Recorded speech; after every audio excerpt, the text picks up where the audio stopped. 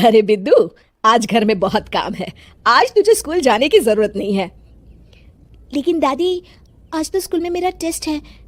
अरे एक दिन स्कूल नहीं जाएगी तो ऐसी कौन सी तेरी कलेक्टर की पढ़ाई छूट जाएगी। वैसे भी मैं देख रही हूँ आजकल तो बड़ी ढीठ हो गई है। अपनी दादी की बातें सुनकर बिंदु नाराज हो जाती है। तभी उसकी माँ कहती है, अरे बिंदु, इतनी छोटी बात पे मुंह फुलाने की क्या जरूरत है। दादी बिल्कुल सही कह रही हैं। लड़कियों को तो घर के काम काज सीखना चाहिए। अरे बहू, रमेश के लाड़ प्यार ने इसे बिगाड़ रखा है। कम से कम तू तो मेरी बात समझती है। अच्छा, मेरी पूजा का समय हो गया है, मैं पूजा करने जा रही हूँ। इतना कहकर रमेश की माँ वहां से चली जाती है। इस तरह बिंदु की दादी और माँ दोनों अक्सर उसे घर के कामों में ही उलझा कर रखते थे। कुछ दिनों के बाद राजू और बिंदु के 10वीं के रिजल्ट्स आते हैं। दोनों बच्चे दादी को अपना अपना रिपोर्ट कार्ड दिखाते हैं। शाबाश मेरे लाल, तू तो बड़े अच्छे नंबरों से पास हुआ है। तभी बिंदु कहती है, दादी मैं भी अच्छे नंबरों से पास हुई हूँ। रमेश की माँ बिंदु को अनदेखा करते हुए कहती है, हाँ हाँ ठीक है, अभी यहाँ खड़ी क्या कर रही है, सुन लिया मैंने। जाकर मेरे लिए चाय बना कर लिया। बिंदु उदास होकर चाय बनाने किचन में चली जाती है। तभी राजू कहता है, दादी मैं क्रिकेट के कोचिंग सेंटर में एडमिशन लेना चाहता हूँ। अरे वाह राजू बेटा, ये तो तूने बड़ी अच्छी बात कही। तू कल ही अपना एडमिशन करा ले, जितनी भी फीस होगी मैं दे दूंगी। अरे एक दिन मेरा पोता विराट कोहली बनेगा। इस तरह अक्सर रमेश की माँ अपनी पोती बिंदु के साथ दुर्व्यवहार करती थी।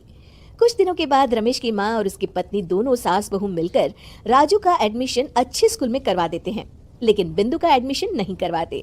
इस बात से नाराज होकर बिंदु अपनी दादी से कहती है, लेकिन दादी मुझे भी आगे की पढ़ाई करनी है। अरे क्या करेगी आगे की पढ़ाई लिखाई करके, हैं? आज से ये पढ़ाई का भूत अपने दिमाग से उतार दे। इतना कहकर रमेश की माँ वहां से चली जाती है। उस दिन के बाद से बिंदु की पढ़ाई हमेशा के लिए छूट जाती है और उसकी दादी उससे घर के सारे काम करवाना शुरू कर देती है। इस तरह उसका सारा दिन घर के कामों में ही बीत जाता था। कुछ दिन बीत जाते हैं और एक दिन रमेश छुट्टियों पर घर आता है। बिंदु को घर के काम करते हुए देख उससे कहता है, अरे बिंदु बेटा, तुम स्कूल नहीं गई? पिताजी, दादी ने मेरा एडमिशन कराने से मना कर दिया है। वे कहती हैं घर पे रहकर घर के काम करना सीख। अपनी माँ का ये बर्ताव देख रमेश को बहुत गुस्सा आता है और वो अपनी माँ से कहता है, माँ ये तुमने क्या किया? आगे की पढ़ाई के लिए स्कूल में बिंदु का एडमिशन क्यों नहीं करवाया? अरे बेटा, लड़की जात है, ज्यादा पढ़ लिख कर क्या करेगी? वैसे भी शादी के बाद तो इसे घर के ही काम करने हैं ना। तुम किस जमाने में जी रही हो माँ? अगर कल्पना चावला के घर वाले भी तुम्हारी सोच के होते तो क्या वो पूरी दुनिया में हिंदुस्तान का नाम रोशन कर पाती? इसका स्कूल छुड़वाकर तुम इसका भविष्य बर्बाद कर रही हो, लेकिन मेरे रहते ऐसा नहीं होगा। बिंदु बेटा, कल ही तुम्हारा एक अच्छे स्कूल में एडमिशन करा दूंगा। तुम जितना चाहे उतना पढ़ो। मेरे होते हुए तुम्हें किसी बात की चिंता करने की जरूरत नहीं है। अपने पिता से हौसला पाकर बिंदु खुश हो जाती है और कहती है, जी पापा, मैं खूब मन लगाकर पढ़ाई करूंगी और बड़ी होकर डॉक्टर बनूंगी। ये हुई ना बात, शाबाश मेरी बेटी।